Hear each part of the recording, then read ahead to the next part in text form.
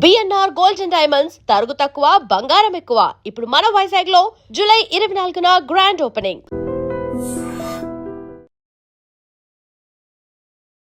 వియత్నాంలో ఫూ క్యూక్ ద్వీపం సమీపంలో పర్యాటకులతో వెళ్తున్న పడవ మునిగిపోయింది. ఈ ప్రమాదంలో 15 మంది మృతి చెందగా పలువురు గల్లంతయ్యారు. ప్రమాదానికి గురైన పడవలో ఆంధ్రప్రదేశ్, తెలంగాణ రాష్ట్రాలకు చెందిన వారు ఉన్నట్లుగా సమాచారం.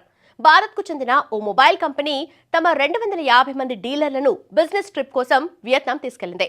వీరిలో ఏపీ నుండి 35 మంది, తెలంగాణ నుండి 40 మంది ఉన్నారు. ట్రిప్లో భాగంగా 3 పడవల్లో సముద్ర విహారానికి వెళ్లగా ఉదయం 10:30 సమయంలో వాతావరణ మార్పుల వల్ల 70 మందికి పైగా ఉన్న ఓ పడవ బోల్తా పడి మునిగిపోయింది. ఈ ప్రమాదంలో మచిలీపట్నానికి చెందిన ఓ మహిళ మృతి చెందినట్లుగా కుటుంబ సభ్యులకు సమాచారం అందింది.